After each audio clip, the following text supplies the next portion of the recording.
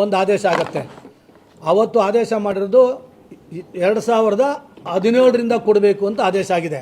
ಆದರೆ ಅವರೇನು ಮಾಡಿದ್ರು, ಅವರೇ ಕಾರ್ಯದರ್ಶಿಗಳು 2012 ಅಂತ ತಿದ್ದಿ 5 ವರ್ಷದ್ದು ಹೆಚ್ಚಿನ ವೇತನವನ್ನು ಕೊಟ್ಟಿದ್ದಾರೆ. 5,95,00,000 ಹಣವನ್ನು ಅವರು ಹೆಚ್ಚಿಗೆ ವೇತನವನ್ನು ಕೊಟ್ಟಿದ್ದಾರೆ.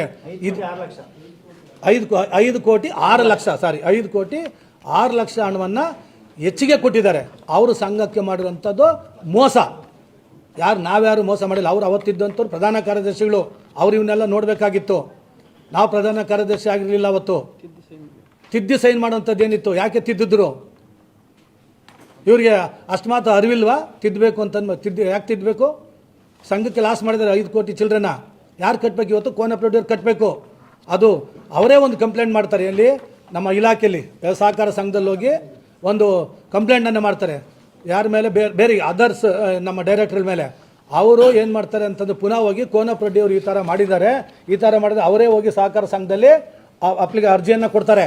ಆವಾಗ ಸಹಕಾರ ಸಂಘದವ್ರು ಏನು ಮಾಡ್ತಾರೆ, ಇಂಥವ್ರು ಇಂಥ ಕೆಲಸ ಮಾಡಿದ್ದಾರೆ, ಅದು ಸಾಬೀತಾಗಿದೆ, ನೀವು ಇವತ್ತು ಇದ್ರ ಮೇಲೆ ಏನು ಆಕ್ಷನ್ ತೊಗೊಳ್ತೀರಾ ಅಂತ ನಮಗೆ ಒಂದು ಇದು ಲೆಟರ್ ಕಳಿಸ್ತಾರೆ. ಆವಾಗ ನಾವೇನು ಮಾಡ್ತೀವಿ, ಅವ್ರಿಗೆ ಒಂದು ನೋಟಿಸನ್ನು ಕೊಡ್ತೀವಿ. ಎಕ್ಸ್ಪ್ಲೇಷನ್ ಕೊಡಿ ಅಂತ ಹೋಗ್ತಾರೆ. ಇಮಿಡಿಯೇಟಾಗಿ ಹೋಗಿ ಸ್ಟೇ ತೊಗೊಳ್ತಾರೆ. ಯಾಕೆ ಕೋರ್ಟ್ಗೆ ಹೋಗಿ ಸ್ಟೇ ತೊಗೊಬೇಕು ಇವರು? ಅದಲ್ಲದೆ ಇನ್ನೂ 6 ಜನ ಮೇಲೆ ಕೂಡ ಇಲಾಖೆ ವತಿಯಿಂದ ನಮಗೆ ಇಂಥ ಪದಾಧಿಕಾರಿಗಳು ಇವರು ಇಂಥ ಕೆಲಸ ಮಾಡಿದ್ದಾರೆ ಅಂತೇಳಿ ನೋಟಿಸ್ ಕೊಡ್ತಾರೆ. ಅದಕ್ಕೂ ಕೂಡ ನಾವು ನೋಟಿಸ್ ಕೊಡ್ತೀವಿ, ಬಂದು ರಿಪ್ಲೈ ಕೊಡಿ ಅಂತ. ಅವ್ರು ಅದಕ್ಕೂ ಓಡೋಗಿ ಕೋರ್ಟಲ್ಲಿ ಹೋಗಿ ಸ್ಟೇ ತೊಗೊತಾರೆ. ಅಂಥ ನಿಯತ್ತಾಗಿ ಕರೆಕ್ಟಾಗಿ ಕೆಲಸ ಮಾಡೋದಾಗಿದ್ದರೆ ಯಾಕೆ ಹೋಗಿ ಕೋರ್ಟ್ಗೆ ಸ್ಟೇ ತೊಗೊಬೇಕಾಗಿತ್ತು? ನಮ್ಮ ಹತ್ರ ಬಂದು ಕೇಳಬೇಕಾಗಿತ್ತು. ಏನಂತ? ನಾವೇನು ತಪ್ಪು ಮಾಡಿದ್ವಿ, ನಾವು ತಪ್ಪು ಮಾಡಿಲ್ಲ ಅಂತ ನಮ್ಮ ಹತ್ರ ಬಂದು ಮಾತಾಡಬೇಕಾಗಿತ್ತು. ಮಾತಾಡ್ದೇನೆ ಏಕಾಏಕಿ ಹೋಗಿ ಕೋರ್ಟಲ್ಲಿ ಹೋಗಿ ಸ್ಟೇ ತೊಗೊಂಬಂದಿದೆ. ಇಂಥ ಒಂದು ಕೆಲಸಗಳನ್ನು ಮಾಡಿದಂಥವ್ರು ಅವರು.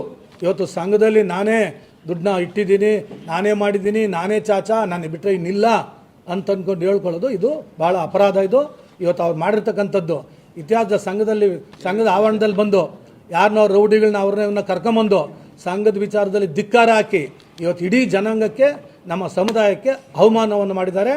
ಅವ್ರ ಮೇಲೆ ನಾವು ಇವತ್ತು ಸೂಕ್ತವಾದಂಥ ಕ್ರಮವನ್ನು ನಾನು ಜರುಗಿಸ್ತೀನಿ.